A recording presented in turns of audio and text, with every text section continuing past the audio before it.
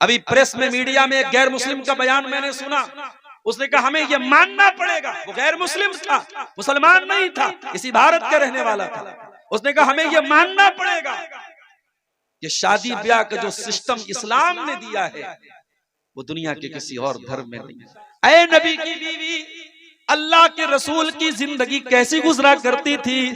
फरमाया, ऐ मेरे भांजे उर्वा, अल्लाह के नबी की जिंदगी ऐसी गुजरा करती थी कि 2-2 महीने गुजर जाया करते थे। वमा यूक़दु फी अबियाति रसूलिल्लाह सल्लल्लाहु अलैहि वसल्लम अन्नार, और अल्लाह के रसूल के किसी घर में चूल्हा नहीं जलता था।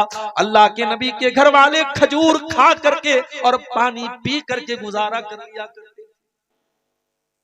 वो आरामदेह गद्दों पे सोने वालों, ओ सर्दियों में बड़े मोटे मोटे कंबल और रजाइयों में लपेट करके सोने वालों, तुम्हारे नबी को कभी गद्दा नसीब न हुआ।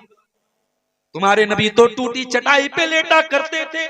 और जब गद्दा ऑफर किया गया, जब आपके नबी को आरामदेह गद्दा ऑफर किया गया, आपके नबी ने क्या जवाब दिया? फरमाया, माली वली दुनिया, ओ लोगों मेरा दुनिया से क्या लेना देना है? मा इल्ला करा के बिन, मैं तो दुनिया में एक मुसाफिर की तरह हूँ, मैं तो दुनिया में एक मुसाफिर की तरह आया हूँ। इस्तज़ल्लता तशजरतिन, जो किसी पेड़ के नीचे आराम करने के लिए आता है, थोड़ी देर आराम करता है, सुम्मा राह फतरा कहा, और फिर अपनी मंजिल की तरफ चला जाता है। मैं दुनिया में परमानेंट नहीं आया हूं। ये पैगाम आपके नबी ने आपको दिया है मेरे प्यारे साथी। ये पैगाम हमने भुला दिया, ये मैसेज हमने भुला दिया। दुनिया हाय दुनिया, हाय दुनिया, हमारी जिंदगी दुनिया की, सुबह से लेकर शाम तक दुनिया के लिए जीते और मरते, जबकि ये दुनिया अल्लाह के नबी की नजर में कैसी थी और अल्लाह की नजर में कैसी थी मेरे साथी। नबी अकरम सहाबा के साथ जा रहे थे।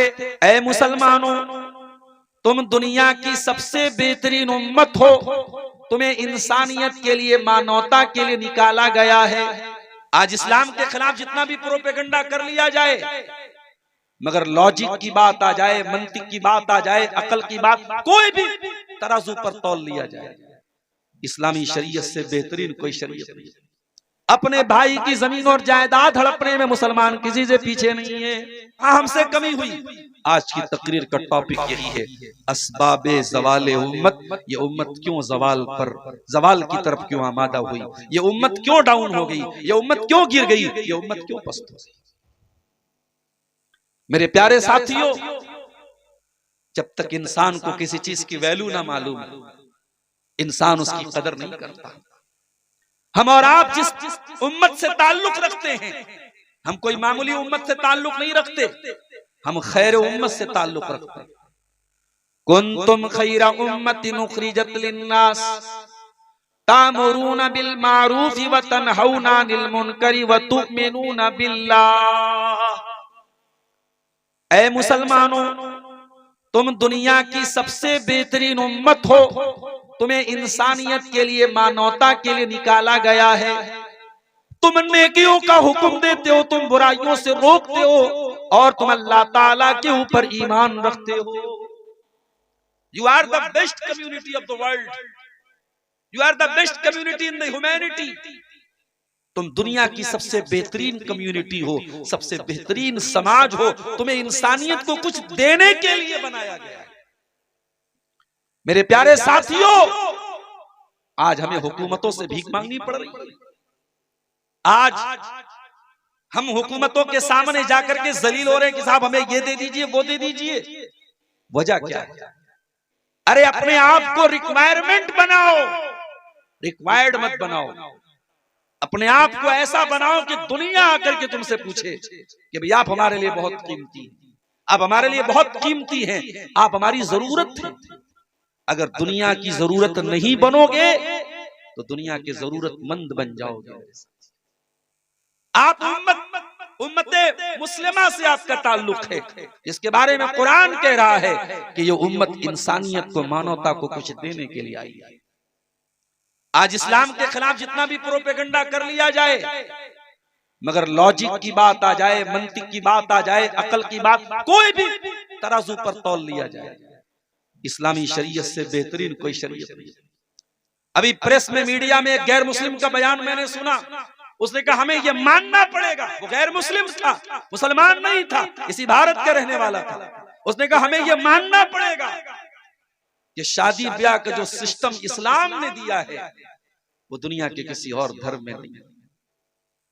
आपको अल्लाह ताला ने वो दीन दिया है जिस दीन को अल्लाह ताला ने हर एतबार से परफेक्ट बनाया है, और ये दीन कोई आज परफेक्ट नहीं हुआ, 2026 में मुकम्मल नहीं हुआ, ये जनाब मोहम्मद रसूलुल्लाह सल्लल्लाहु अलैहि वसल्लम के दौर में मुकम्मल हो चुका था। कुरान की आयत आपके ऊपर नाजिल हुई थी, अल यौम अकमलतु लकुम दीनकुम व अतममतु अलैकुम निअमती व रदीतु लकुमुल इस्लाम दीना।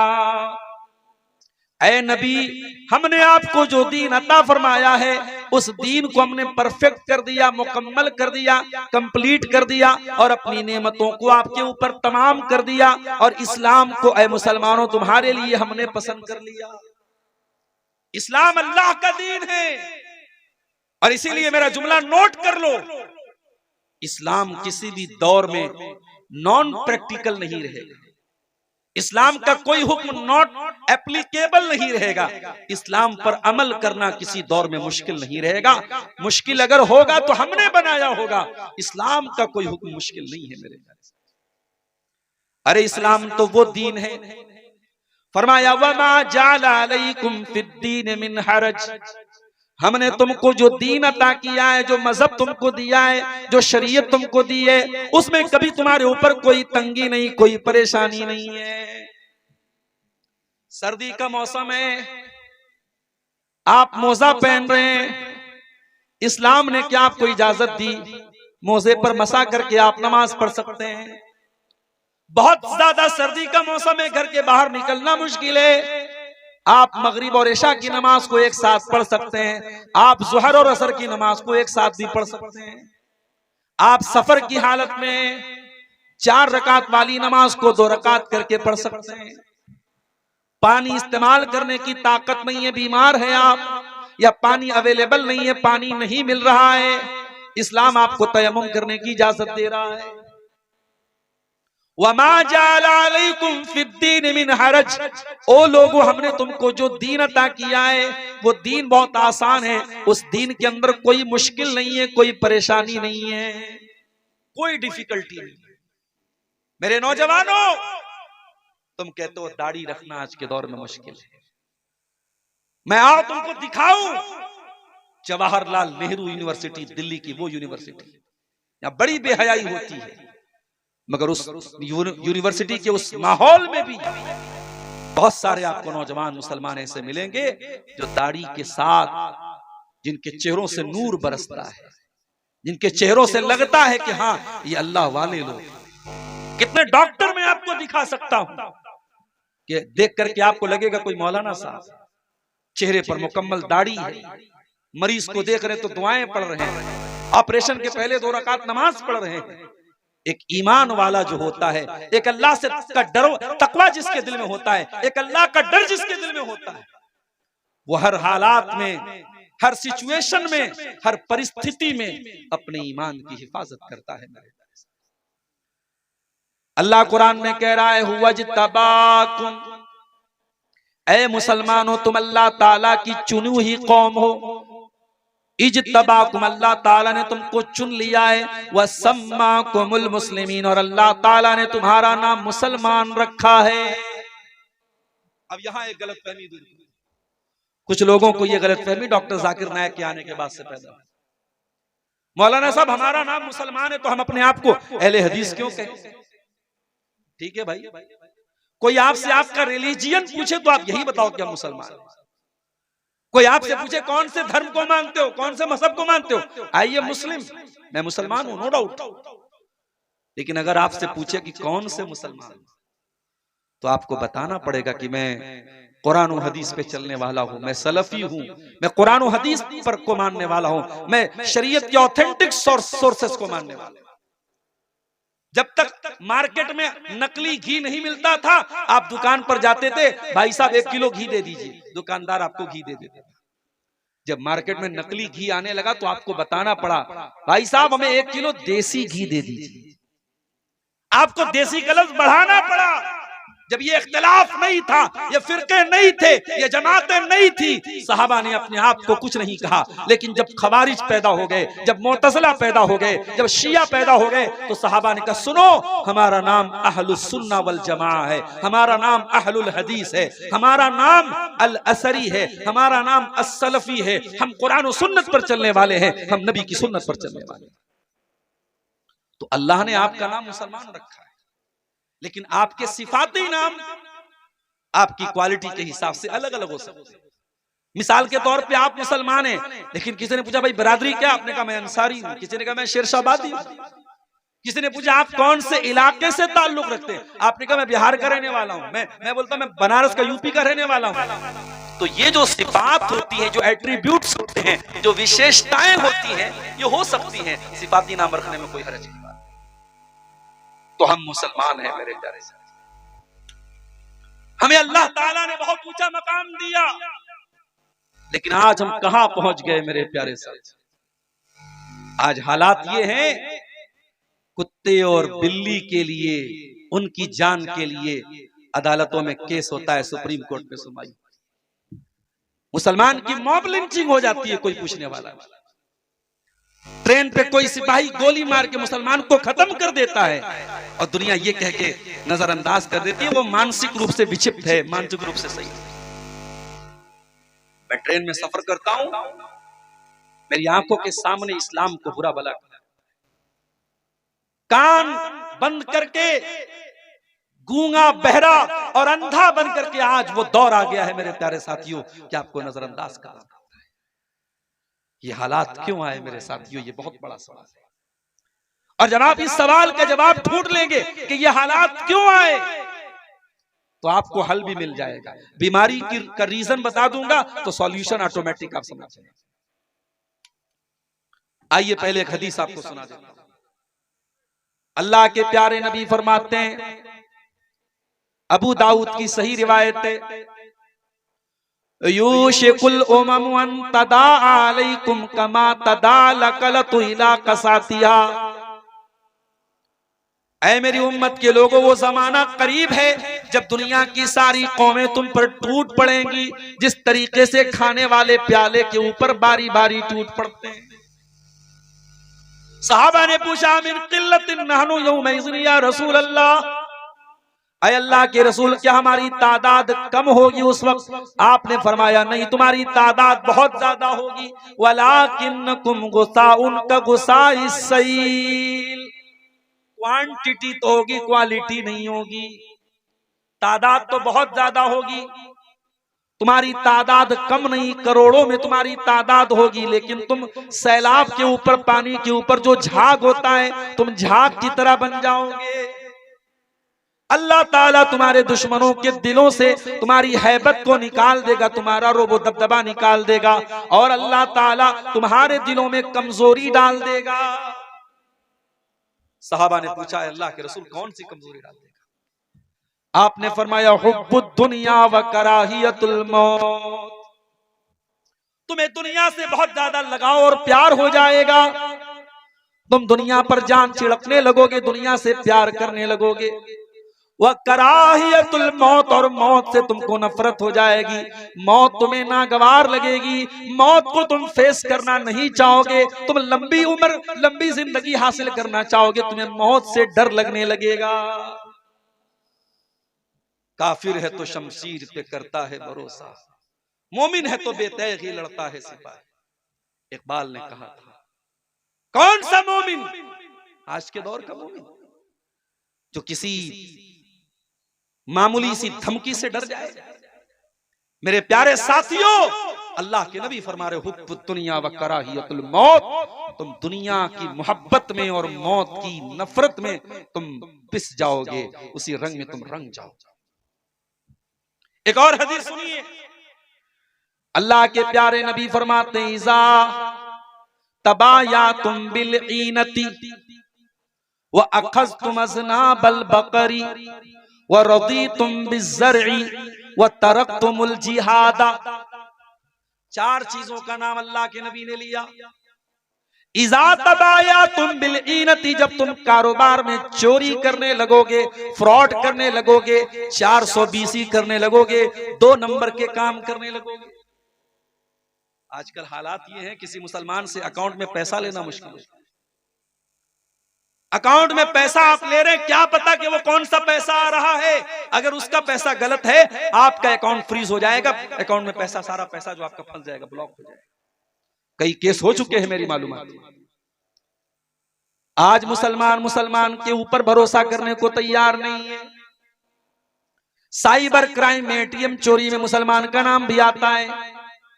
सूदी कारोबार में न मुसलमान पीछे न गैर मुस्लिम पीछे। अपने भाई की जमीन और जायदाद हड़पने में मुसलमान किसी से पीछे नहीं है। इज़ा तबाया तुम बिलईनती, जब तुम कारोबार में फ्रॉड करने लगोगे, वह अखज तुम अज़नाबल बकरी, और तुम गाय की दुम पकड़ करके बैठ जाओगे। क्या मतलब? यानी गाय, बैल, बकरी, मवेशी, दुनिया का माल, बस यही जमा करना तुम्हारा मकसद है। वरदी तुम बिज़्ज़री, और जब तुम खेती बाड़ी पर मगन हो जाओगे, मेरे पास इतनी मकई का खेत है, मेरे पास इतना धान पैदा हो रहा है, मेरे पास इतना मखाना पैदा हो रहा है, मैं करोड़ों कमा रहा हूं, बस तुम अपनी खेती पर मगन हो जाओगे। वतरक्तुमुल जिहाद, और तुम जिहाद छोड़ दोगे। आज लफ्ज़ जिहाद को गाली बना दिया। मीडिया ने इतना प्रोपेगेंडा किया लफ्ज़ जिहाद का कि जिहाद का लफ्ज़ गाली बना। आज आप सोशल मीडिया पर, आप फेसबुक वगैरह पर देखिए, मुसलमानों का नाम नहीं लेते हैं ये इस्लाम से नफरत करने वाले, डायरेक्ट बोलते जिहादी जिहादी जिहादी। अभी बरेली का वाकया आपने सुना। एक कैफे में एक गैर मुस्लिम लड़की अपने मुसलमान दोस्तों के साथ बर्थडे मना रही है। अब उन मुसलमान दोस्तों को भी क्या कहा जाए। वो बेचारे स्कूल और कॉलेज में जो पढ़ते हैं तो सोचते हैं कि हम तो मादर पिदर आजाद हो गए, माँ बाप ने पढ़ने के लिए भेजा है, वहां वो पार्टी मना रहा है, हमें गैरों से क्या शिकवा है। आज हमारे बच्चे, हमारी बच्चियां तालीम के नाम पे क्या कर रहे हैं कॉलेजों में, आप जाके देखिए, जरा डॉक्टरों से के पास जाके पता लगाइए। मुसलमान जवान लड़कियां जाकर के डॉक्टरों के पास एबॉर्शन करवा रही हैं, उनके पेट में पलने वाले नाजायज बच्चों को खत्म करवा रही हैं। ये हमारी तालीमी इदारों का और हमारे बड़े बड़े कॉलेजों और यूनिवर्सिटियों का। अल्लाह माफ करे मेरे प्यारे साथी। वज़ा में तुम हो नसारा तो तमद्दुन में हुनूद, ये मुसलमान है जिन्हें देख के शर्माए। गैर मुस्लिम लड़की थी, उस लड़की के मुसलमान लड़कों से दोस्ती, बर्थडे की पार्टी कर रहे थे। इस्लाम में कोई बर्थडे की पार्टी नहीं। मन तशब्बह बिकौमिन फहुवा मिनहुम, जो किसी कौम की नकल करेगा उन्हीं में से रहे। बच्चे से बहुत प्यार है, पैदा हो जाए 7वें दिन अकीका करा, 7वें दिन अकीका नहीं करवाएंगे। मौलवी साहब क्या बताएं, मेरी बहन बहुत दूर रहती है, बहनों ही बहुत दूर रहते हैं। अरे अल्लाह के बंदे, तू अकीका 7वें दिन कर दे, दावत बाद में दे दे। दावत देने के लिए पूरी जिंदगी पड़ी, अकीका पे दावत देना लाजिम थोड़ी है, जरूरी थोड़ी है। असल चीज है कि जानवर ज़बा होना चाहिए। अकीका नहीं करेंगे साहब, बर्थडे खूब मनाएंगे। होटलों में चले जाओ, मुसलमान अपने बच्चे को लेके आता है और केक लगी है और केक के ऊपर मोमबत्ती लगी है और हैप्पी बर्थडे टू यू हो रहा है। करने वाला भी मुसलमान, बच्चा भी मुसलमान, माँ बाप भी मुसलमान। हम ये कहते हैं मेरे भाई, अपने बच्चों को तुम रोज केक खिलाओ, हमें केक पर एतराज नहीं है। अपने बच्चों को रोज प्यार करो, प्यार पर एतराज नहीं है। एतराज है ये बर्थडे मनाने का जो चलन है, ये जो कल्चर है, ये इस्लाम का कल्चर नहीं। मेरे नबी से ज्यादा कोई बच्चों से प्यार करता था? मेरे नबी तो बच्चों से इतना प्यार करते थे, अल्लाहु अकबर। हजरत अनस बिन मालिक का छोटा भाई जिसका नाम अबू उमैर था, जब अल्लाह के नबी हजरत अनस के घर में आते थे, उम्मे सुलैम के घर में आते थे, वो छोटा सा बच्चा था, अल्लाह के नबी उसे लाड करते थे, प्यार करते थे। उस छोटे से बच्चे के पास एक चिड़िया थी, बच्चा चिड़िया से खेला करता था। एक दिन अल्लाह के नबी हजरत अनस के घर आए, देखा बच्चा बड़ा उदास बना हुआ है। आपने पूछा, अरे उम्मे सुलैम तुम्हारा बच्चा आज उदास क्यों है? इसके चेहरे पर खुशी क्यों नहीं है? इसके चेहरे पर वो रौनक क्यों नहीं है? कहा अल्लाह के नबी, जो चिड़िया इसने पाली थी वो चिड़िया मर गई, उसका इंतकाल हो गया। चिड़िया के मरने पर ये बच्चा गमगीन है। हम और आप होते, बच्चे का मामला था, चिड़िया का मामला था, नजरअंदाज कर देते। ओ लोगों, हमें नबी भी कितना प्यारा मिला है। वो बच्चों के साथ अल्लाह के नबी उनके हिसाब से उनको खिलाया करते थे। आपने उस बच्चे से फरमाया, या अबा उमैर मा फ़अलन नुग़ैर, ऐ बच्चे, ऐ अबू उमैर, तेरी चिड़िया कहाँ चली गई बेटा, ऐ बच्चे तेरी चिड़िया कहाँ चली गई। ये कहकर के अल्लाह के नबी ने उस मासूम बच्चे के कलेजे को सुकून पहुंचाने की कोशिश की। अगर ये बर्थडे मनाना कोई अच्छी चीज होती, मेरे नबी ने अपनी बेटियों का भी बर्थडे मनाया होता। नबी की 9 बीवियां हैं और आप जितना अपनी बीवी से प्यार करते हैं उससे कहीं ज्यादा जनाबे मोहम्मद रसूलुल्लाह सल्लल्लाहु अलैहि वसल्लम अपनी बीवियों से प्यार। आपने तो कभी एनिवर्सरी नहीं मनाई, आपने तो कभी अपनी बीवियों को जो है शादी की सालगिरह पर उनको कोई गिफ्ट नहीं दिया। भाई रोज गिफ्ट दो, रोज गिफ्ट दो, हर महीने गिफ्ट दो, कोई मसला नहीं है। एनिवर्सरी मनाना, और ये काम वो करे जो बेचारा सीने पर हाथ मारता है। पूछो क्यों बात हो भाई, नबी की सुन्नत। इमाम कहता है गैरिल मग़दूबि अलैहिम वलद्दालीन, ये पीछे से कहता आमीन। तूने क्यों जोर से आमीन कहा? कहता है नबी जोर से आमीन कहते। रमजान का महीना आया, दुनिया 20 रकात तरावी पढ़े, लेकिन हमारा अहले हदीस 8 पढ़ता है। क्यों पढ़ते हो भाई? नबी ने 8 पढ़ी थी। नबी की इतनी सुन्नतें तुझे याद है, नमाज की एक एक अदा तू नबी से सीख रहा है। तुझे एनिवर्सरी मनाते हुए शर्म नहीं आई? तुझे बर्थडे मनाते हुए शर्म नहीं आई? तुझे फादर्स डे मनाते हुए शर्म नहीं आई? तुझे मदर्स डे मनाते हुए शर्म नहीं आई? ये हमारा कल्चर नहीं है मेरे प्यारे साथी, ये इस्लाम का कल्चर नहीं है, ये मोहम्मद रसूलुल्लाह का कल्चर नहीं है मेरे प्यारे साथी। तो मैं अर्ज ये कर रहा था कि अल्लाह के नबी ने फरमाया जब तुम जिहाद को छोड़ो, ये जिहाद क्या है? ये कोई गाली नहीं है मेरे प्यारे साथी। बदी के खिलाफ, बुराई के खिलाफ, सरकशी के खिलाफ, शैतानियत के खिलाफ हर तरीके के स्ट्रगल और संघर्ष का नाम जिहाद है। बुराई के खिलाफ हर तरीके की लड़ाई का नाम जिहाद है। वो जबान से भी हो सकती है, वो तलवार से भी हो सकती है, वो स्टेज के जरिए भी हो सकती है, वो जंग के मैदान में भी हो सकती है, वो कागज और कलम से भी हो सकती है। तो नबी ने फरमाया तुम जिहाद छोड़ दो। क्या मतलब? यानी तुम्हारे अंदर दीन के लिए कुर्बानी देने का जज्बा खत्म हो जाएगा, दीन के लिए मरने मिटने का जज्बा तुम्हारे अंदर से खत्म हो जाएगा। तुमको सिर्फ अपनी रोजी रोटी की पड़ी होगी, अपनी दुनिया की पड़ी होगी, अपनी खेती की पड़ी होगी। जब ये 4 काम तुम करोगे, कारोबार में फ्रॉड करोगे, अपनी गाय की दुम पकड़ के बैठ जाओगे, अपनी खेती बाड़ी पर मगन हो जाओगे और अल्लाह की राह में तुम जिहाद करना बंद कर दोगे। ये 4 काम जब तुम करोगे तो क्या होगा? सल्लल्लाहु अलैकुम ज़ुल्ला, अल्लाह ताला तुमको जलील कर देगा। तुम जलील हो जाओगे, इतने जलील हो जाओगे कि तुम्हारे मुल्क का हर चीफ मिनिस्टर सोचेगा कैसे मुसलमान को दबा दिया जाए। आज तो होड़ लगी है साहब, आज तो होड़ लगी कि कौन मुसलमानों के खिलाफ कितनी नफरत भरी बातें बोल सकता है। तो नबी ने फरमाया जब तुम इन 4 काम करोगे अल्लाह जलील कर देगा। और ये जिल्लत कब दूर होगी? हत्ता तरजिउ इला दीनिकुम, जब तक तुम अल्लाह ताला के दीन की तरफ पलटोगे नहीं, जब तक तुम अल्लाह ताला के दीन की तरफ लौटोगे नहीं। ओ मेरे प्यारे भाइयों, आओ मैं आपको वो चीजें बता रहा हूं, वो बुनियादी बातें बता रहा हूं जो हमारी बर्बादी का कारण बनी है। सबसे पहली चीज, हमारी सबसे बड़ी पूंजी तौहीद थी मेरे प्यारे साथियों। जब हमने तौहीद को गंवा दिया, जब अल्लाह को छोड़ के गैरों के दर पे जाके हम सर झुकाने लगे, कोई गरीब नवाज बन गया, कोई दाता बन गया, कोई गौसे आजम बन गया, कोई दस्तगीर बन गया, हमने बुजुर्गों की कब्रों पे जाके सजदा करना शुरू कर दिया, हमने तौहीद का जनाजा जब हमने निकाल दिया, मेरे प्यारे भाइयों जब तौहीद को हमने छोड़ दिया तो वहीं से हमारी जिल्लत का बाप शुरू हो गया।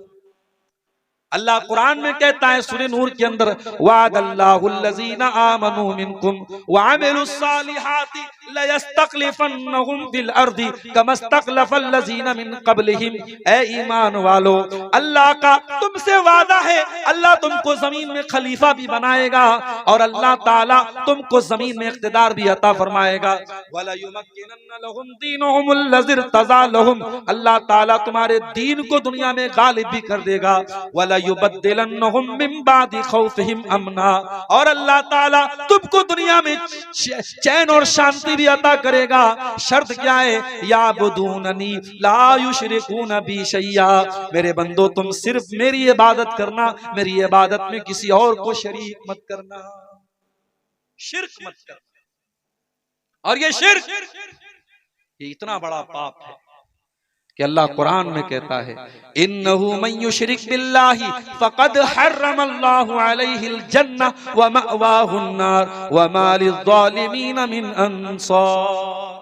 जो अल्लाह के साथ शिर्क करेगा वो हमेशा हमेशा जहन्नम में रहेगा, उसका जन्नत में जाना पॉसिबल नहीं है। जो शिर्क करके जाएगा और तौबा किए बगैर मर जाएगा, जो शिर्क की हालत में मर जाएगा, वो कभी जन्नत में नहीं जाएगा। आज मुसलमान को पता ही नहीं कि तौहीद क्या है, शिर्क, कि कोई भी नारा लगा सकता है, कहीं पर भी सर झुका सकता है। और अल्लाह ताला रहमत नाजिल फरमाए मौलाना अल्ताफ हुसैन हाली, उन्होंने 100 साल पहले जो बात कही थी, 100 साल गुजर गए हिंदुस्तान के इतिहास में, मगर मौलाना हाली का ये शेर आज भी जिंदा है और बिल्कुल सटीक बैठ रहा है। क्या कहा था उन्होंने? करे गैर गरबुत की पूजा तो काफिर, कवाकिब में माने करिश्मा तो काफिर, झुके आग पर बहरे सजदा तो काफिर, जो ठहराए बेटा खुदा का तो काफिर, मगर मोमिनों पर कुशादा है राहें, परस्तिश करें शौक से जिसकी चाहे, नबी को जो चाहे खुदा कर दिखाएं, इमामों का रुतबा नबी से बढ़ाएं, मजारों पे जा जा के नजरें चढ़ाएं, शहीदों से जा जा के मांगे दुआएं, न तौहीद में कुछ कमी इससे आए, न इस्लाम बिगड़े न ईमान जाए। मुसलमान का अकीदा इतना कमजोर हो गया मेरे साथ। आज कितनी मज़ारें हैं। अभी बनारस में मैं एक मज़ार पर गया, एक कब्र पे गया, छोटी सी कब्र थी, किसी बाबा के नाम से वो कब्र थी। मैंने पूछा कि भाई ये बाबा की कब्र यहाँ पे इनके नाम से कई कब्र है, तो लोगों ने कहा कि हाँ, कहीं पर उनका खून गिरा था, कहीं उनका हाथ था, कहीं उनका सर था, तो हर जगह बाबा की कब्र है। कौन ओरिजिनल कब्र है ये भी नहीं मालूम, सब बाबा की कब्र है, सब पे चादर चढ़ रही है, सब पे मुरादे मांग रही है। अल्लाह के पल्ले में वहदत के सिवा क्या है? शायर कहता है अल्लाह के पल्ले में वहदत के सिवा क्या है, लेना है हमें जो कुछ ले लेंगे मोहम्मद से। ओ लोगों, तुमने तौहीद का मतलब ही नहीं समझा, तुमने तौहीद का जनाजा निकाल। तौहीद तो ये है कि जल जाओ, मर जाओ, कट जाओ, मगर अल्लाह के सिवा किसी और के आगे सर न झुके। ये हाथ उठे तो अल्लाह के आगे उठे। अरे तौहीद तो ये है। इस्लाम में माँ का बहुत बड़ा मकाम है, माँ से बढ़ के किसी का मकाम दुनिया में नहीं है मेरे प्यारे साथियों। आपके तमाम रिश्ते एक तरफ है और माँ एक तरफ है, लेकिन माँ का पैर छूने की और झुकने की इजाजत इस्लाम में नहीं। जनाजे की नमाज हो रही है, सामने जनाजा रखा हुआ है, हर नमाज में रुकू हो रहा है, हर नमाज में सजदा हो रहा है, मगर जनाजे की नमाज में कोई रुकू नहीं है, कोई सजदा नहीं है, ताकि दुनिया को यह मैसेज न चला जाए कि इस्लाम मुर्दों के आगे सजदा करने को है। हमारा दीन तौहीद वाला है मेरे साथ। जब तक हम तौहीद पर कायम थे, हम ला इलाहा इल्लल्लाह की राह पर चलते थे, हमारा सर एक अल्लाह के आगे झुकता था, मेरे प्यारे साथियों, उस वक्त तक दुनिया में कामयाब। जब हमारे अंदर शिर्क आ गया, कब्र परस्ती आ गई, और ये वही कब्र परस्ती थी जिससे मना किया था अल्लाह के नबी ने अपनी आखिरी वक्त।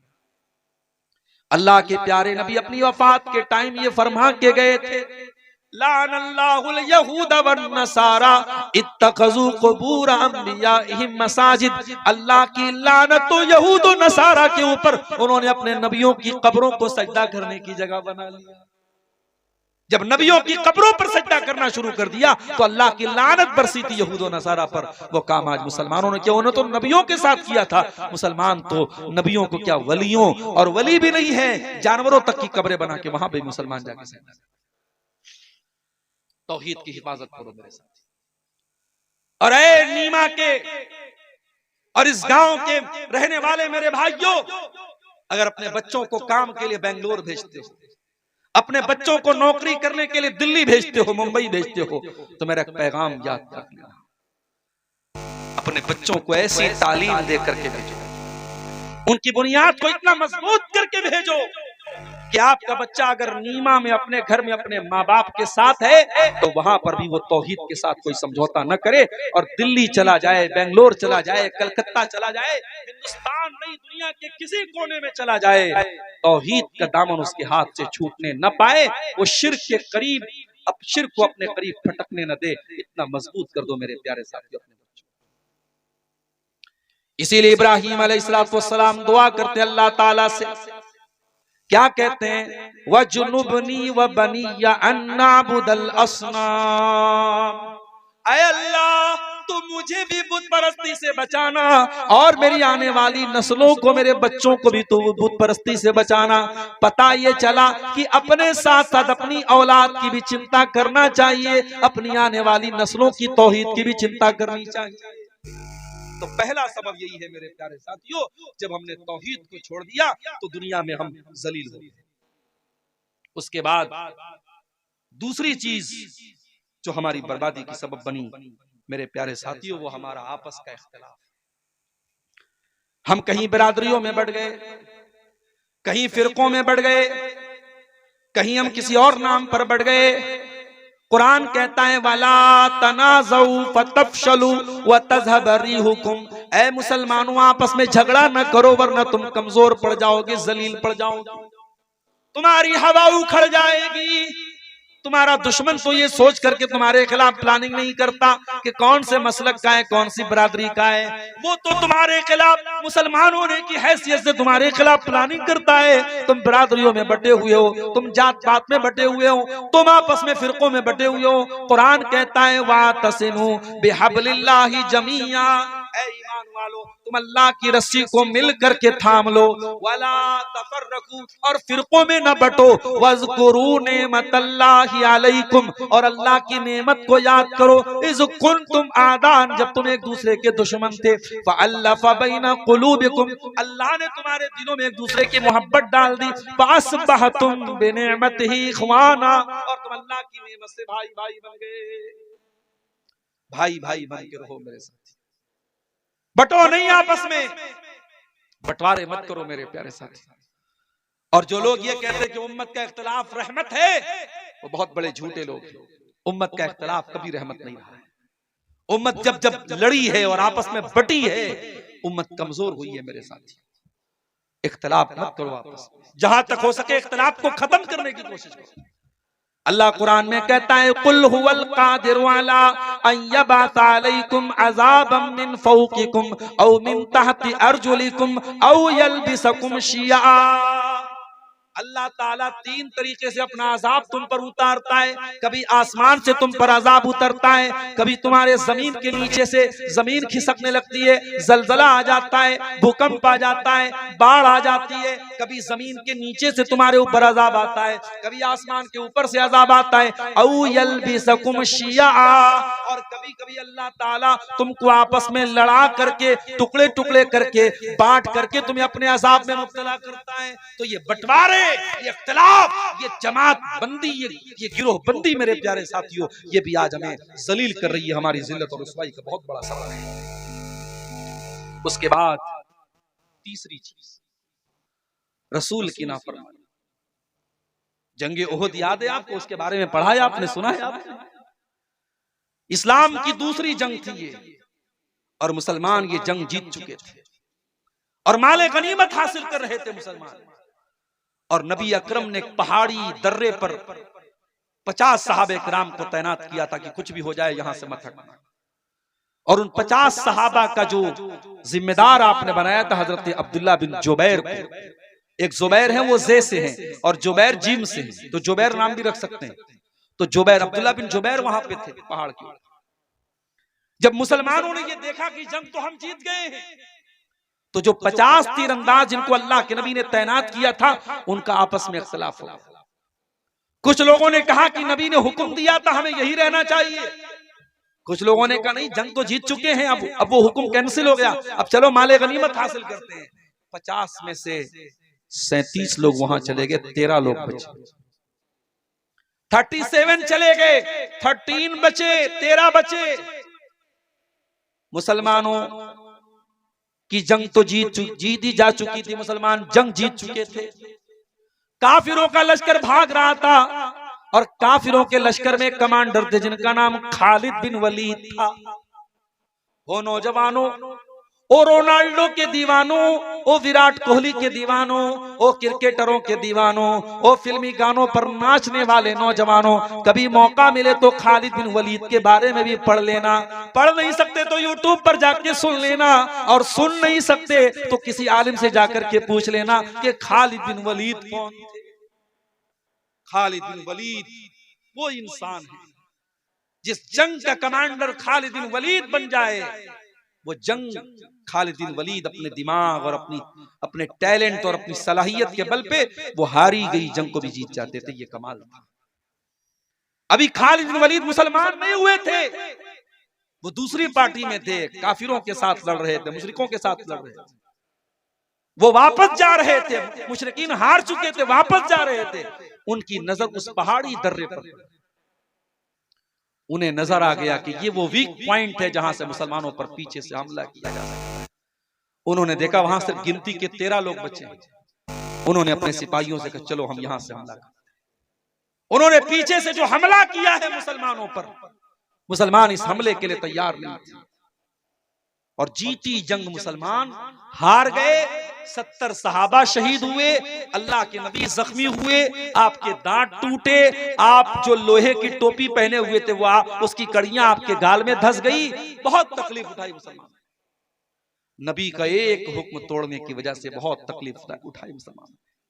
अल्लाह ने कुरान में जब इस वाक़े को बयान किया, अल्लाह ने फरमाया हत्ता इज़ा फशिलतुम व तनाज़अतुम फिल अम्री व असैतुम मिन बादि मा अराकुम मा तुहिब्बून। ऐ मुसलमानों, अल्लाह ताला तो जंगे ओहद में भी तुम्हारी मदद कर रहा था, तुम तो दुश्मनों का खात्मा कर रहे थे, तुम तो दुश्मनों पर कंट्रोल पा चुके थे, लेकिन जब तुम कमजोर पड़ गए, तुम आपस में इख्तिलाफ करने लगे और तुमने दुनिया का मालो दौलत देख करके अपने नबी की नाफरमानी कर दी। तो ऐ मुसलमानों, उसके बाद क्या हुआ? फरमाया मिनकुम मन युरीदुद दुनिया, तुम में से कुछ लोग दुनिया चाहते थे, व मिनकुम मन युरीदुल आखिरा, और कुछ लोग आखिरत चाहते थे। वलक सुम्मा सरफकुम अन्हुम लियब्तलियकुम, फिर अल्लाह ताला ने दुश्मनों को तुमसे फेर दिया, वरना दुश्मन चाहते तो तुमको जड़ से मिटा सकते थे, मगर अल्लाह ताला ने उनको फेर दिया। अल्लाह तुम्हारा इम्तिहान लेना चाहता था। वलक़द अफ़ा अन्कुम, और तुमसे जो कोताही हुई अल्लाह ने माफ कर दिया। नबी के सहाबा से जहां गलती हुई है, अल्लाह ताला ने गलती बयान करने के बाद कह दिया हमने माफ कर दिया। और जब अल्लाह ने माफ कर दिया तो किसी सहाबी पर किसी को कीचड़ उछालने की इजाजत नहीं है। मेरे प्यारे साथियों, अल्लाह ने सारे सहाबा को माफ कर दिया। बताना ये चाहता हूं, इस सहाबा के दौर में अगर एक नाफरमानी पर जीती हुई जंग हारी जा सकती है, तो आज मेरे प्यारे साथियों हम अपनी जिंदगियों में गौर करें, हम कितनी नबी की नाफरमानियां करें। आज मेरे पास सवाल आता है, मौली साहब सुन्नत अगर छूट जाए तो कोई हरज है क्या? अगर हम सिर्फ फर्ज नमाज पढ़ लें, सुन्नत ना पढ़े तो कोई हरज है क्या? ठीक है भाई, अगर कैलकुलेटर पे कैलकुलेट करोगे तो ठीक है। फजर में आप 2 रकात फर्ज पढ़ लो, और जोहर में 4 पढ़ लो, असर में 4 पढ़ लो, मगरिब में 3 पढ़ लो, इशा में 4 पढ़ लो, हो गई फर्ज अदा। मगर जो नबी अकरम सुन्नतें पढ़ते थे और पाबंदी से पढ़ते थे, तो कैसा नबी का चाहने वाला है, तो कैसा नबी से मोहब्बत करने वाला है कि तू नबी की सुन्नतों को छोड़ रहा है। मेरे प्यारे साथियों, यही हमारे ईमान की परीक्षा है, हमारे ईमान का इम्तिहान। मेरे नौजवानों, ये चेहरे पर जो दाढ़ी है, ये दाढ़ी तुम क्यों रख रहे हो?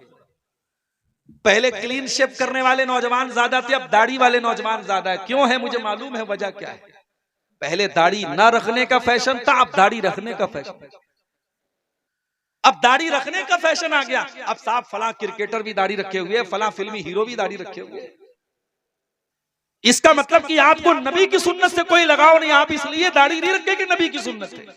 आपने दाढ़ी अगर रखी भी है तो इसलिए रखी है कि ये स्मार्टनेस की निशानी है, ये फैशन की निशानी है। आप फैशन की तकलीद कर रहे हैं, फैशन के पीछे आप पड़े, आपको नबी की सुन्नत से कोई प्यार नहीं।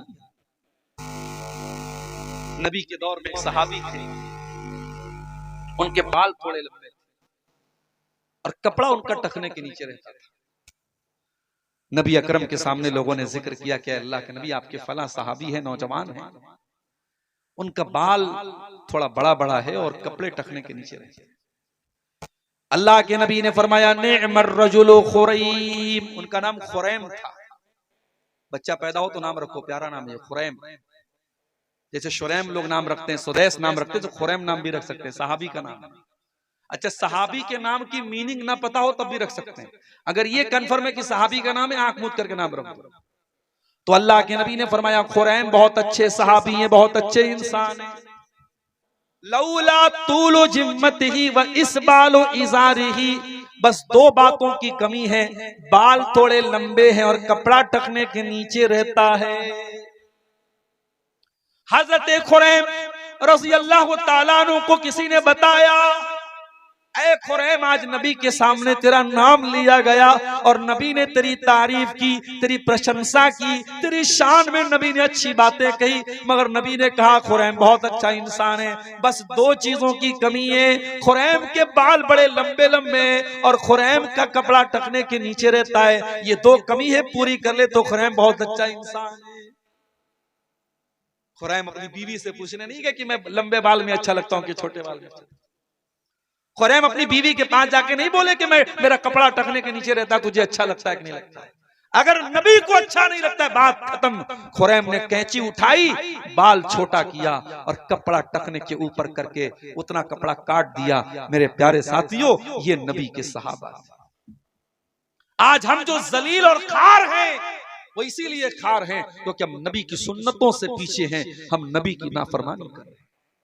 और कान खोल करके सुन लो, जब जिंदगी में नबी की नाफरमानी आएगी तो रोना पड़ेगा। नबी के सहाबा ने हजरत उस्मान गनी के दौर में जब उन्होंने जजीरे कब्रस पर हमला किया और उसको फतह किया तो मुसलमानों में खुशी की लहर उठी। मुसलमानों ने नारे तकबीर लगाया, सारे लोग तो खुशी के मारे खुश थे। एक आदमी रो रहा था। ये रोने वाला कौन था?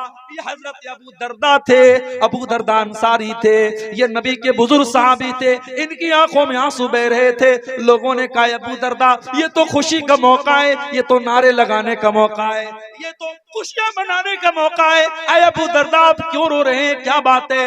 ये तो खुश होने का मौका है, आपकी आंखों में आंसू क्यों हैं?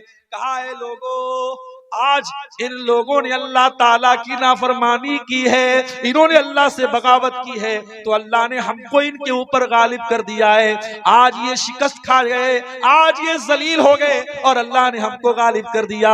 मुझे वो दौर याद आ रहा है, मुझे वो हालात याद आ रहे हैं जब मुसलमान भी अल्लाह की नाफरमानी करने लगेंगे तो मुसलमानों को अल्लाह ताला जलील कर देगा। मुझे वो घड़ी याद आ रही है, इसलिए मेरी आंखों से आंसू बह रहे हैं। मेरे प्यारे साथियों, जब आप रसूल की नाफरमानियां करेंगे तो जिल्लत और रुसवाई हमारे और आपके मुकद्दर में आएगी। और आगे बढ़िए, चौथी चीज, हमारी जिल्लत की चौथी वजह क्या है? हमें दुनिया में जिंदगी गुजारने के लिए भेजा गया था, हमें दुनिया के जरिए आखिरत की तैयारी करने के लिए भेजा गया था।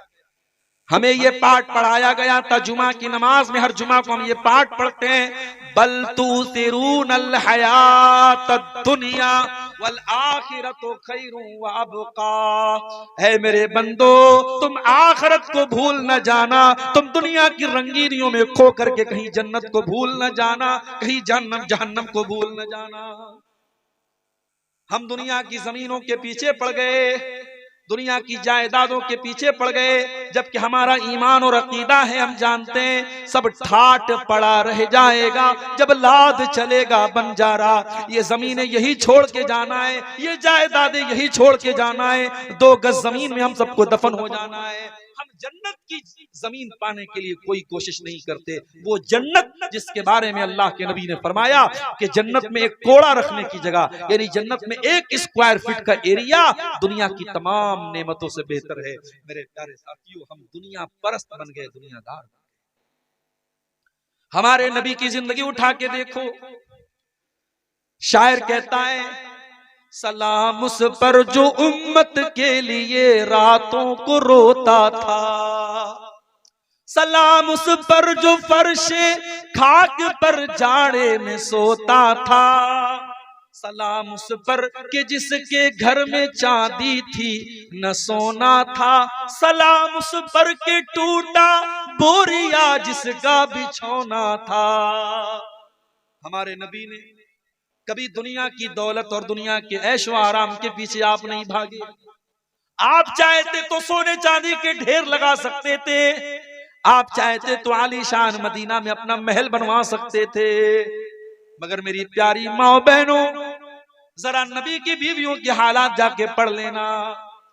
नबी की बीवियों ने बड़े छोटे छोटे कमरों में जिंदगी गुजार दी। आज तुम्हारे घर में वॉशिंग मशीन भी आ गया, तुम्हारे घर में गैस का चूल्हा भी आ गया, सर्दी के मौसम में हीटर भी आ गया, चाय बनाने के लिए इलेक्ट्रिक केतली भी आ गई, आयरन करने के लिए इलेक्ट्रिक आयरन भी आ गया। दुनिया की सारी नेमतें तुमको मिल चुकी हैं, लेकिन फिर भी मेरी प्यारी बहनों, आज भी तुम्हारी जबान पर अल्लाह का शुक्र नहीं है। आज भी तुमसे पूछा जाए तो कुछ ना कुछ तुम कमी निकाल दोगी। कभी गौर करो कि नबी की बीवियों ने कैसी जिंदगी गुजारी। हजरत आयशा से पूछा गया, ऐ आयशा, ऐ नबी की बीवी, अल्लाह के रसूल की जिंदगी कैसी गुजरा करती थी?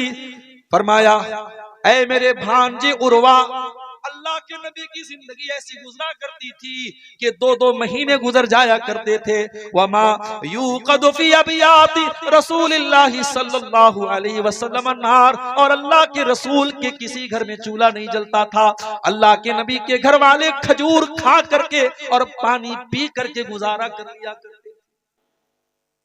वो आरामदेह गद्दों पे सोने वालों, ओ सर्दियों में बड़े मोटे मोटे कंबल और रजाइयों में लपेट करके सोने वालों, तुम्हारे नबी को कभी गद्दा नसीब न हुआ। तुम्हारे नबी तो टूटी चटाई पे लेटा करते थे, और जब गद्दा ऑफर किया गया, जब आपके नबी को आरामदेह गद्दा ऑफर किया गया, आपके नबी ने क्या जवाब दिया? फरमाया, माली वली दुनिया, ओ लोगों, मेरा दुनिया से क्या लेना देना है? मा अना इल्ला कराकिबिन, मैं तो दुनिया में एक मुसाफिर की तरह हूँ, मैं तो दुनिया में एक मुसाफिर की तरह आया हूँ। इस्तज़ल्ला तहत शजरतिन, जो किसी पेड़ के नीचे आराम करने के लिए आता है, थोड़ी देर आराम करता है, सुम्मा राह फतरकहा, और फिर अपनी मंजिल की तरफ चला जाता है। मैं दुनिया में परमानेंट नहीं आया हूं। ये पैगाम आपके नबी ने आपको दिया है मेरे प्यारे साथी, ये पैगाम हमने भुला दिया, ये मैसेज हमने भुला दिया। दुनिया हाय दुनिया, हाय दुनिया, हमारी जिंदगी दुनिया की, सुबह से लेके शाम तक दुनिया के लिए जीते और मरते, जबकि ये दुनिया अल्लाह के नबी की नजर में कैसी थी और अल्लाह की नजर में कैसी थी मेरे साथ। नबी अकरम सहाबा के साथ जा रहे थे, रास्ते में एक बकरी का बच्चा मरा हुआ पड़ा था, छोटे छोटे कान वाला। आपने उस मरे हुए बकरी के बच्चे के कान को पकड़ा। सही मुस्लिम की रिवायत है, आपने पूछा क्या है मेरे सहाबा, इस मरे हुए बकरी के बच्चे को कौन 1 दिरहम में खरीदेगा? सहाबा ने कहा, अल्लाह के नबी, 1 दिरहम की बात आप क्या करते हैं, इसको फ्री में भी हम लेने को तैयार नहीं होंगे, मरा हुआ है, बेकार है। आपने फरमाया, ऐ मेरे सहाबा, ये मरा हुआ बकरी का बच्चा जो तुम फ्री में भी लेना नहीं चाहते हो, कान खोल करके सुन लो, लद्दुनिया अहवनु अलल्लाहि मिन ज़ालिक, अल्लाह की नजर में दुनिया इस मरे हुए बकरी के बच्चे से ज्यादा हकीर है। अल्लाह की नजर में दुनिया की कोई वैल्यू नहीं है। मैं आपको दुनिया छोड़ने की बात नहीं कर रहा हूं, दुनिया कमाइए, बहुत खूब पैसा कमाइए, इस्लाम में मना नहीं। पैसा नहीं कमाएंगे तो मदरसे कैसे चलेंगे, मस्जिदें कैसे चलेंगे। दुनिया कमाओ मेरे प्यारे साथी, मगर दुनिया को प्राइमरी मत समझो, दुनिया को सेकेंडरी समझो, दुनिया को दूसरे नंबर पे रखो, पहले नंबर पे आखिरत करो। कारून का नाम सुना है, बहुत पैसे वाला था कारून। इतनी दौलत थी कारून के पास कि उसकी दौलत के जो खजाने की जो चाबियां थी बड़े बड़े पहलवान उठाते थे। जब कारून को अल्लाह ताला ने नसीहत की तो कारून से क्या कहा? अल्लाह ने ये नहीं कहा, ऐ कारून तेरे पास इतनी दौलत है, मदरसे में दान दिया कर, मस्जिद में दान दिया कर। अल्लाह ने क्या कहा? फरमाया वब्तगी फीमा आताकल्लाहु दारल आखिरा। ऐ कारून, तुझको अल्लाह ने दौलत से नवाजा है, अपनी दौलत के जरिए तू आखिरत की तैयारी कर। वला तंस नसीबक मिनद दुनिया। और ऐ कारून, दुनिया में जो तेरा हिस्सा है, अपनी दुनिया के हिस्से को भी तू मत भूल, दुनिया का भी हक अदा कर, लेकिन असल मकसद तू आखिरत को बना ले। तेरी जिंदगी का प्राइमरी मकसद आखिरत होना चाहिए। मेरे प्यारे साथियों, जब हम दुनिया परस्त बन गए तो हम वहीं से हमारी उल्टी गिनती शुरू हो गई और हम जलील हो गए। और ये खतरा था अल्लाह के रसूल, ये खतरा था अल्लाह के नबी को कि मेरी उम्मत दुनिया परस्त हो जाए। आपने एक मर्तबा सहाबा के सामने फरमाया, मल फक़रा अख्शा अलैकुम, ऐ मेरे सहाबा, मुझे इस बात का डर नहीं है कि तुम गरीब हो जाओगे, मुझे तुम्हारी गरीबी का डर नहीं है। वलाकिन अख्शा अलैकुम अन तुबसत अलैकुम दुनिया, मुझे डर इस बात का है कहीं दुनिया तुम पर कुशादा न कर दी जाए, कहीं दुनिया तुम पर फैला न दी जाए जैसे तुमसे पहले के लोगों पर फैला दी गई। फतनाफसूहा कमा तनाफसूहा, और जैसे पहले के लोग दुनिया हासिल करने के लिए लड़ा करते थे, तुम भी लड़ने लगो। फतुहलिकुम कमा अहलकतहुम, और दुनिया तुमको हलाक कर दे जैसे उनको हलाक किया था। तो ये चौथी चीज है मेरे प्यारे साथियों, हमारी दुनिया परस्ती भी हमारी जिल्लत और रुसवाई का एक बहुत बड़ा। और पांचवी चीज, हमारी इल्म दीन से दूरी। हमारे पास दीन की नॉलेज नहीं। कितने लोग हैं उनको नमाज का तरीका नहीं आता, वजू का तरीका नहीं, तयम्मुम का तरीका नहीं, जनाजे की नमाज का तरीका नहीं, नमाज की दुआएं याद नहीं, कुरान नहीं पढ़ा उन्होंने। इल्म दीन से हम बहुत दूर हैं मेरे साथ। और सीमांचल में मैं बार बार हर जलसे में एक बात कह रहा हूं और बड़ी जिम्मेदारी के साथ ये बात कह रहा हूं। और चूंकि यहां अंसारी बिरादरी के लोग बैठे हैं, आपसे भी कह रहा हूं, मैं उधर पाकुड़ और साहिबगंज में भी कह चुका हूं आपकी बिरादरी के लोगों से कि आपको अगर अपने समाज को जागरूक बनाना है तो जुमा का निजाम और मजबूत बनाइए। अपनी मस्जिदों में अच्छी तनख्वाह पर अच्छा इमाम रखिए जो तैयारी के साथ जुमा का खुतबा दे।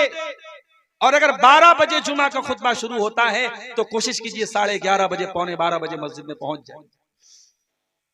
और अच्छे मौजुआत पर तकरीरें हो जुमा के खुतबे में, और उसके बाद आप बच्चों को भी लेके पहुंचिए और अपनी माओ बहनों को भी आप मस्जिद में उनका भी इंतजाम कराइए। आज अफसोस के साथ हमें कहना पड़ता है कि आज सीमांचल की 99% मस्जिदों में औरतों के लिए इंतजाम नहीं है, जो बहुत बड़ी कमी है आपके इलाके।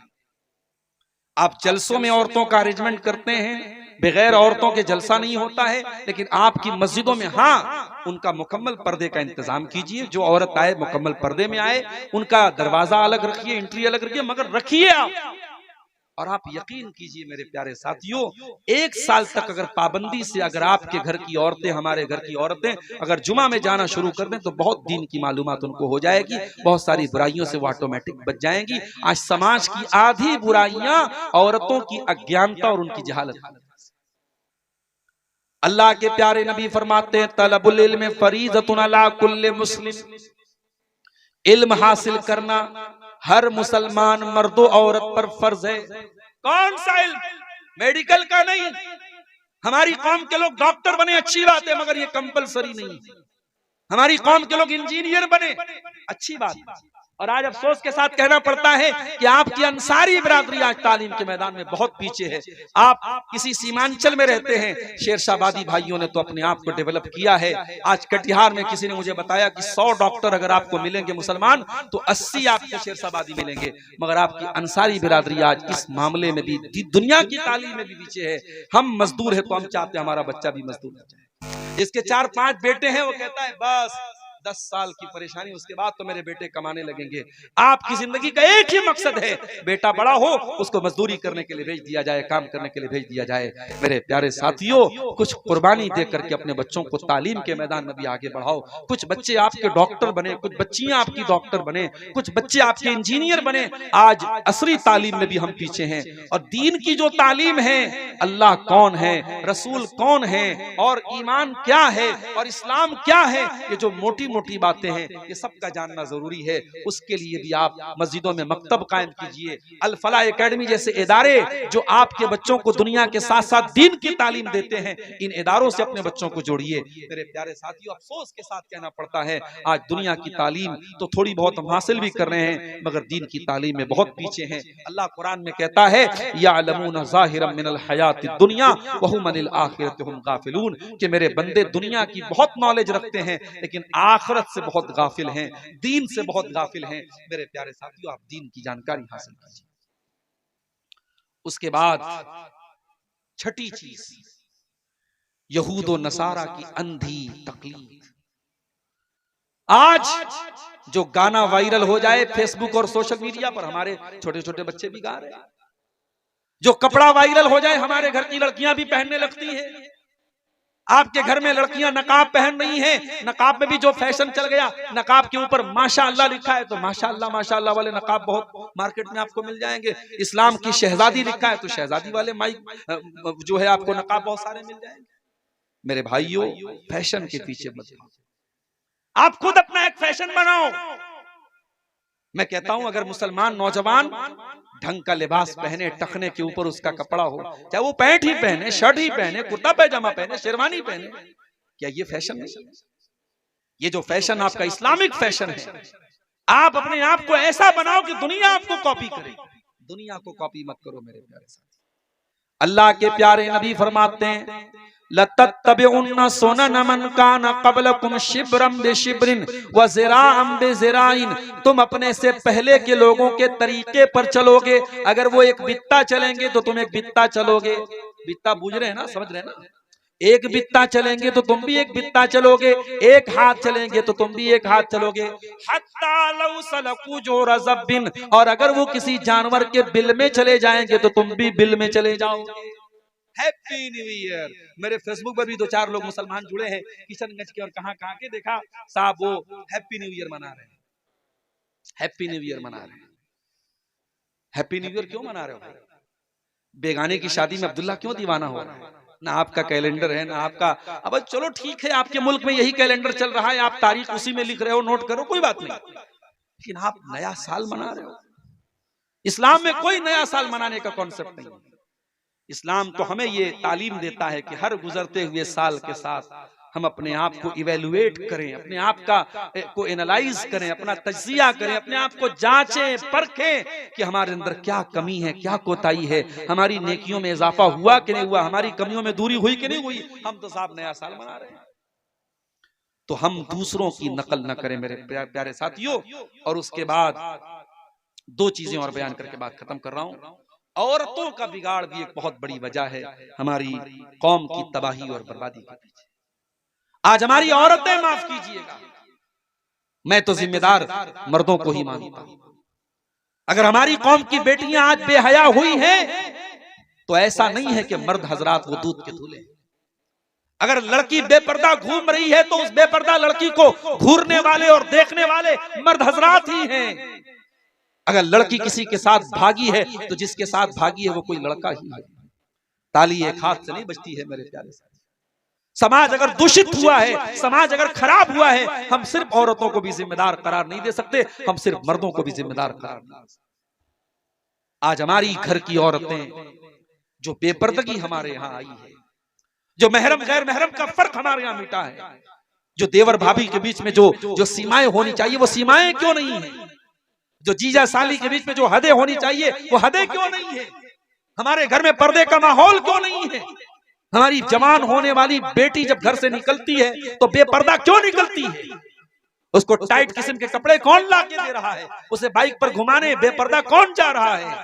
अकबर इलाहाबादी ने बिल्कुल सही कहा, बेपर्दा नजर आई कल जो चंद बीबियां अकबर जमीन में गैरत कौमी से गड़ गया। पूछा जो उनसे आपका पर्दा वो क्या हुआ, कहने लगी कि अक्ल पे मर्दों। मेरी प्यारी माओ बहनों, मैं आपको भी यही संदेश देना चाहता हूं, आप अगर नकाब में निकलती हैं, पर्दे में निकलती हैं, तो अपने पर्दे की लाज रखना। दुनिया आपके पर्दे को जब देखती है तो दुनिया आपके पर्दे को इस्लाम से जोड़ती है, और जब आप नकाब पहन करके कोई गलत काम करेंगी तो दुनिया ये नहीं कहेगी कि लड़की ने किया, दुनिया कहेगी इस्लाम की मानने वाली लड़की ने किया। ओ मेरी प्यारी माँ बहनों, अपने नकाब की लाज रखना, अपने पर्दे की लाज रखना, अपने हिजाब की लाज रखना, अपने हिजाब की इज्जत का ख्याल रखना। अपने घर से जब भी निकलना तो नकाब और पर्दे में निकलना, और जब तक ये पर्दा है तुम्हारे अंदर तो सिर्फ एक ड्रेस इसको मत समझना। ये पर्दा एक कल्चर बताता है जो इस्लाम का कल्चर है। ये पर्दा दुनिया को ये मैसेज देता है कि आप इज्जतदार घर से आपका ताल्लुक है। और नौजवान लड़कों से कहना चाहूंगा कि अपनी निगाहों को नीची करके चलो। जमाना बहुत खराब है, बहुत बेहयाई फैल गई है, मगर अल्लाह ताला के आपको हिसाब देना पड़ेगा कि तुमने अपनी निगाहों को बेबाक कर दिया। क्यों तुमने अपनी निगाहों को आवारा छोड़ दिया? इन आंखों से गलत चीजों को अगर देखते हो तो ये आंखों का जिना है। अपनी आंखों को जिना से बचा लेना। इंस्टाग्राम और स्नैपचैट पर बेहुदा वीडियोस देखने वाले नौजवानों, अपनी आंखों के साथ साथ अपने शरीर को और अपनी जवानी को बर्बाद मत करो। कहीं ऐसा न हो कि ये गंदी चीजें देखते देखते तुम इस कदर कमजोर हो जाओ कि एक वो दिन आए कि जब तुम शादी के काबिल भी न बचो, तुम बीवी बच्चों के काबिल भी न बचो, तुम्हारी जिंदगी से रौनकें खत्म हो जाएं, तुम्हारी जिंदगी से खुशियां। और आखिरी बात बयान करके मेरे प्यारे साथियों मैं आपसे इजाजत लूंगा, वक्त काफी ज्यादा हो गया, सर्दी का मौसम है, मैं तबीयत की नासाजी के बावजूद काफी देर से आपके सामने खिताब कर रहा हूं। एक आखिरी पॉइंट पर बात खत्म करता हूं। आज हमारी जो जिल्लत और रुसवाई है मेरे प्यारे साथियों, उसमें बहुत बड़ी वजह तवक्कुल की कमी है। हमें अल्लाह की मदद पर यकीन नहीं है, हमें अल्लाह की तकदीर पर यकीन। याद रखो, हम मुसलमान हैं और मुसलमान जिन चीजों पर ईमान रखता है उसमें से एक अल्लाह की तकदीर है। हमें अल्लाह की तकदीर पर भी हमारा ईमान है, हमारा ये अकीदा है, कुल लन युसीबना इल्ला मा कतबल्लाहु लना। हमें नहीं पहुंच सकती कोई मुसीबत जब तक अल्लाह हमारे मुकद्दर में न लिख दे। अगर अल्लाह ने कोई मुसीबत हमारे मुकद्दर में लिख दी तो दुनिया की कोई ताकत हमें बचा नहीं सकती, और अल्लाह ने अगर बचाना लिखा है तो दुनिया की कोई ताकत हमें वो मुसीबत दे नहीं सकती। तवक्कुल करो, अल्लाह की जात पर यकीन करो, पक्के ईमान वाले बनो। अगर तुम्हारा ईमान पक्का होगा अल्लाह तुम्हें रुसवा नहीं करेगा। मेरे प्यारे साथियों, मैंने खुतबा मसनूना के बाद जो आयत पढ़ी थी उस आयत में यही पैगाम आपको दिया गया है, या अय्युहल्लज़ीना आमनू इन तंसुरुल्लाह यंसुरकुम व युसब्बित अक़दामकुम। ऐ ईमान वालो, जब तुम अल्लाह के दीन की मदद करोगे तो अल्लाह तुम्हारी मदद करेगा और अल्लाह तुम्हें साबित कदम रखेगा, अल्लाह तुम्हारे कदम को मजबूत रखेगा, अल्लाह तुम्हें टूटने नहीं देगा, बिखरने नहीं देगा। याद करो अपने नबी के दौर के हालात। कभी आपके नबी गारे सौर में थे और दुश्मन बिल्कुल करीब पहुंच चुका था, और आपके नबी ने अपनी जबान से कहा था हजरत अबू बकर सिद्दीक से, ला तहज़न इन्नल्लाह माअना, ऐ अबू बकर डरो नहीं, अल्लाह हमारे साथ है।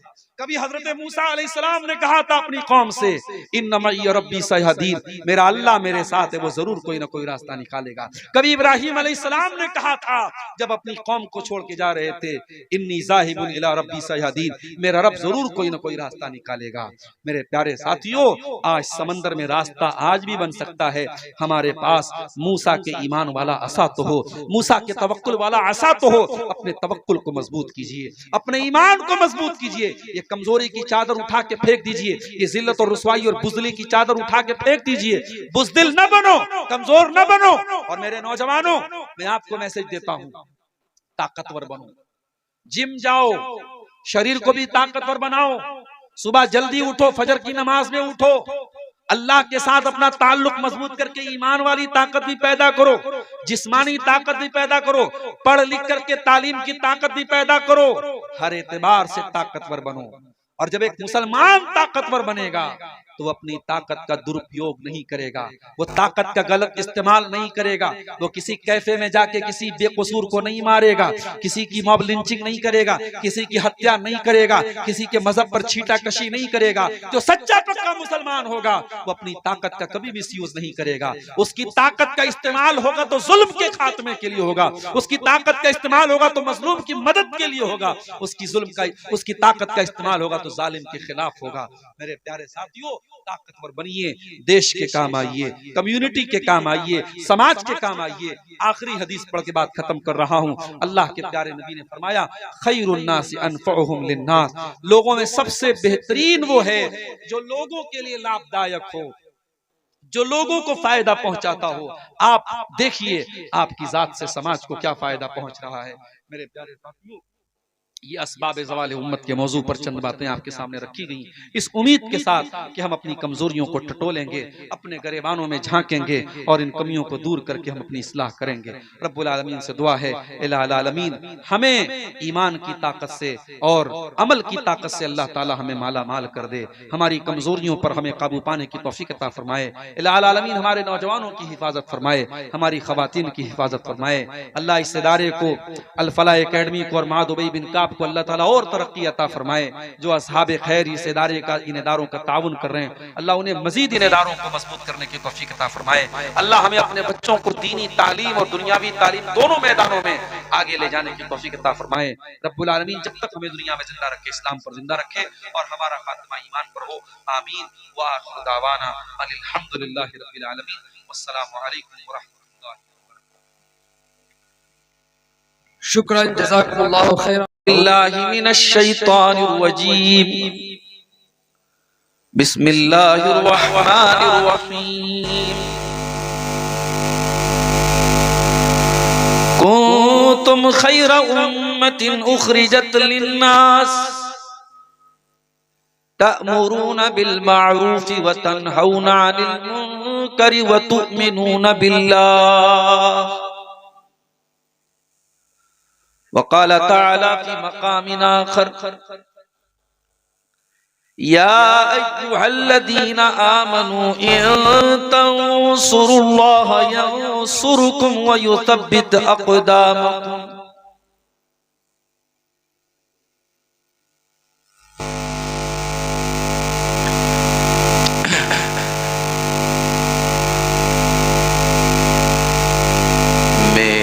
रब तू मुझको कमाल दे, मुझे रंजो गम से निकाल दे। मेरे रब तू मुझको कमाल दे, मुझे रंजो गम से निकाल दे। मैं हूँ पस्तियों में गिरा पड़ा, मुझे रहमतों से उछाल दे। मैं हवस की आग में जल चुका, मैं हवस की आग में जल चुका। तू फुहार अफ़्व की डाल दे। मैं हूँ रूसिया तू करीम है, मुझे नूरे हक से उजाल दे। तेरे वास्ते ही जीऊं मरूं, तेरे वास्ते ही जीऊं मरूं। मेरी फिक्र में वो उबाल दे। कोई शर न मुझको पहुंच सके, कोई शर न मुझको पहुंच सके। मुझे अपने जिक्र की ढाल दे। तेरे दीन की जिन्हें फिक्र हो, मुझे ऐसे अहलो अयाल दे। मैं हकीर हूँ ऐ अजीम रब, मैं हकीर हूँ ऐ अजीम रब, ऐ जलील मुझको जलाल दे। तेरी मासियत में हूँ मुब्तला, तेरी मासियत में हूँ मुब्तला, मुझे पस्तियों से निकाल दे। मेरे काम सब हैं बिगड़ चुके, मेरे काम सब हैं बिगड़ चुके, तू करम से अपने संभाल दे। तू जो खुश तो मुझको नहीं गरज, तू जो खुश तो मुझको नहीं गरज, तू उरूज दे कि ज़वाल दे। तेरा बंदा ज़ाहिद बेनवा, तेरा बंदा ज़ाहिद बेनवा, तेरा बंदा ज़ाहिद बेनवा, इसे बंदगी का जमाल दे। मेरे रब तू मुझको कमाल दे, मुझे रंजो गम से निकाल दे। सदरे मोहतरम, उलमाए किराम, मुहतरम बुजुर्गों, नौजवान साथियों,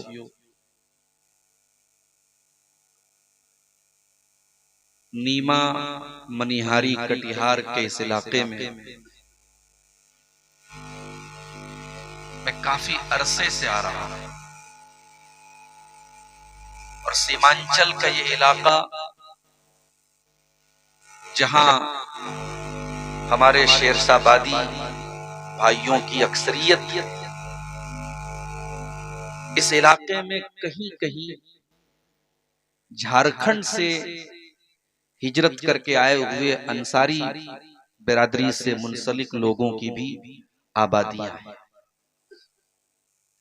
उसमें अररिया नेपाल बॉर्डर के इलाके पे कुछ गांव जो मैं जानता हूं, और उन इलाकों में से एक अहम इलाका आपका ये नीमा का इलाका है, जहां अंसारी बिरादरी के लोग अक्सरियत में हैं और उन्हीं के ज़ेरे इत्तिमाम यहाँ जलसे और प्रोग्राम मुनक़िद होते हैं। आज का ये प्रोग्राम हम सब के इंतहाई मोहतरम आपके इस गांव के एक बहुत ही मुअज़्ज़ज़ आलिम दीन, जिन्होंने एक तवील अरसे तक हिंदुस्तान के मारूफ दीनी इदारे जामिया मुहम्मदिया मंसूरा मालेगांव में एक बेहतरीन उस्ताद की हैसियत से खिदमत अंजाम दी। लेकिन अगर वो चाहते, मालेगांव का इदारा बड़ा इदारा था और बड़े इदारों से लोग कभी कभी इसलिए जुड़े रहते हैं कि उससे जब नाम जुड़ा रहता है तो इंसान को दुनिया जानती है। लेकिन शेख ने अपने गांव में, अपनी अंसारी बिरादरी के बीच में ये जरूरत महसूस करते हुए कि आज के इस दौर में जब तालीम के बगैर कौमें अपाहिज हो जाती हैं, और जिस कौम के पास तालीम ना हो, जिस कौम के बच्चे पढ़े लिखे ना हो, वहां बच्चे नहीं लेबर पैदा होता। बाप भी लेबर, बेटा भी लेबर, और फिर बेटे का बेटा भी लेबर, नस्ल दर नस्ल वहां लेबर और मजदूर पैदा होते हैं जहां तालीम ना हो, जहां पढ़ाई लिखाई। कौम के दर्द को महसूस करते हुए हम सबके इंतहाई मोहतरम शेख मंजूर साकिब तैमी हफिज़हुल्लाह ने अपने गांव में एक स्कूल कायम किया, और स्कूल का जो सिलेबस रखा, जो निसाबे तालीम रखा, वो बिल्कुल मदरसे और स्कूल को मिला करके, जहां इंग्लिश की, हिसाब की, हिंदी की भी तालीम हो, बिहार बोर्ड से उसको उसका एफिलिएशन भी कराया, उसको बिहार बोर्ड के साथ उसको जोड़ा भी, ताकि यहां से बच्चे पढ़े तो उनकी डिग्री काम में आए। और साथ में दीनियात को भी रखा, ताकि बच्चा जब स्कूल से पढ़ के निकले या बच्ची पढ़ के निकले तो उसके पास दीन की बुनियादी बातें भी हों, उसके पास कुरान और हदीस की बुनियादी मालूमात। और साथ में हमारे शेख ने हिफ्ज़े कुरान के लिए, तहफ़ीज़े कुरान के लिए एक इदारा साथ ही में चलाया, कायम किया, जिसका नाम महद उबई बिन काब रखा गया। अल्लाह के रसूल के सहाबा में उबई बिन काब रज़ी अल्लाह तआला अन्हु का बहुत ऊंचा मकाम है। कभी मौका मिला तो उनकी सीरत पर हम बात करेंगे। उनके नाम से मंसूब करके तहफ़ीज़ुल कुरान का भी इदारा कायम किया। और आज आपने देखा कि इस इदारे से इस साल एक बच्चे ने हिफ्ज़ कुरान मुकम्मल किया और इदारे की तरफ से उस बच्चे के सर पे दस्तार रखी गई, उसे इनाम से नवाजा गया, उसकी इज्जत अफजाई की। मेरे प्यारे साथियों, आप जरा गौर कीजिए, जिस तरीके से आप सबको रोजी रोटी के मसाइल हैं, और आज रोजी रोटी का मसला ही इंसान को देश से परदेश जाने पर मजबूर करता है। लेकिन ऐसे दौर में जब लोग रोजी रोटी के लिए परदेश जाते हैं और गांव में रहना न चाहते, एक इंसान अगर इस चिंता में और इस फिक्र में कि कौम के बच्चे तालीम में आगे निकले, कौम की नई नस्ल तालीम में आगे निकले, अगर इस सोच के साथ इस दूर उफ्तादा गांव में, अब तो माशाअल्लाह हाईवे बन गया, वरना यहाँ मैं ऐसे दौर में भी नीमा में आया हूँ जब बड़ी परेशानी से झारखंड में प्रोग्राम होता था और स्टीमर पे बैठ के कैसे कैसे आता था, रास्ता इंतहाई खराब था, यानी आते आते आदमी आधा बीमार हो जाता। और आज भी जब मैं आया तो तबीयत मेरी बहुत अच्छी नहीं थी, सर्दी का मौसम है, सुबह मैं बंगाल में था, वहां स्टेशन जाने में मुझे सर्दी का असर होता है। शेख ने हुक्म दिया कि यहाँ बच्चे के सर पे दस्तार रखी जाएगी। मैं यहाँ आकर के 1 घंटा बैठ गया स्टेज पर। तबीयत के लिहाज से देखा जाए तो मुनासिब नहीं था, लेकिन चूंकि जलसे के भी कुछ तकाजे होते हैं और पब्लिक में कहीं ये तासुर न चला जाए कि पता नहीं शेख कब आएंगे, मैं आकर के आपके सामने बैठ गया। लेकिन मेरे प्यारे साथियों, अगर आपके इलाके के एक इंतहाई मुअज़्ज़ज़ आलिम दीन ने आपके बच्चों को पढ़ाने के लिए और तालीम के हथियार से उनको लैस करने के लिए और जमाने में तरक्की दिलाने के लिए अगर अल फलाह एकेडमी कायम की है, अगर महद उबई बिन काब कायम किया है, तो मैं समझता हूं अगर आपके अंदर जरा सा भी सेंस है, जरा सा भी शऊर है, तो हमें माइक लगा करके आपको चंदे की अपील करने की जरूरत नहीं है। आप खुद आए और शेख का ऐसा ताउन करें कि शेख इदारे को और तरक्की दें। बिल्डिंग की अगर कमी है, अभी मुझे बताया लोगों ने कि इसको और आगे बढ़ाने का प्लान है, ताकि कम से कम 12 तक ये इदारा बिहार बोर्ड से अटैच हो जाए, बच्चे यहाँ से इंटर तक पढ़ें और उसके बाद आगे की तालीम हासिल करें। जाहिर है उसके लिए बिल्डिंग चाहिए, उसके लिए सरमाया चाहिए। मेरे प्यारे साथियों, मैं बड़े दर्द के साथ आपसे अपील करता हूँ, शेख मोहतरम के इस प्लान को आप कामयाब कर सकते हैं। अल्लाह ताला ने आपको वो ऐसी सलाहियत दी है, अल्लाह ने आपको मालो दौलत से नवाजा है, अल्लाह ने आपको खैर बरकत से नवाजा है। आप आगे बढ़कर के इस इदारे का ताउन करें। अल्लाह ताला आप सबको इसकी तौफीक अता फरमाए। मेरे भाइयों, मौजू क्या रखा जाए आपके सामने? शेख अब्दुल्ला अल काफी अल मदनी हफिज़हुल्लाह तालीम की अहमियत पर बोल चुके हैं।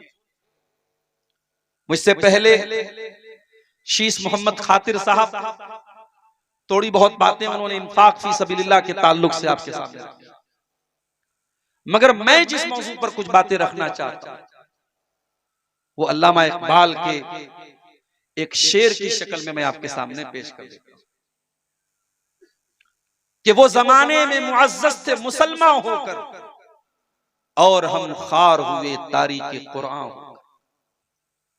1400 साल पहले मोहम्मद अरबी सल्लल्लाहु अलैहि वसल्लम ने सिर्फ 23 साल की मुद्दत में जो टीम तैयार की थी अपने सहाबा की, ये सहाबे किराम की टीम पूरी दुनिया पे छा गई, यूरोप तक पहुंच गई, अफ्रीका तक पहुंच गई, कैसरो किसरा के तख्त व ताज को अपने पैरों तले रौंद दिया, दुनिया की ताकतों से आंख मिलाया, दुनिया को ये पैगाम दिया हमारे पास तौहीद की ताकत है, हमारे पास इस्लाम की ताकत है, हम इकलौती कौम है जो ला इलाहा इल्लल्लाह के मानने वाले हैं। और उन्हीं के बारे में अल्लामा इकबाल ने कहा था, टल न सकते थे अगर जंग में अड़ जाते थे, पांव शेरों के भी मैदान से उखड़ जाते थे। वो अल्लाह के शेर थे, वो नबी के सिपाही थे, वो असहाबे रसूल थे। उनके बीच में और हमारे बीच में इतना अंतर क्यों है मेरे प्यारे? इतना डिफरेंस क्यों है? वो आसमान की बुलंदी पर थे और हम जमीन की बस्तियों में क्यों पहुंच गए?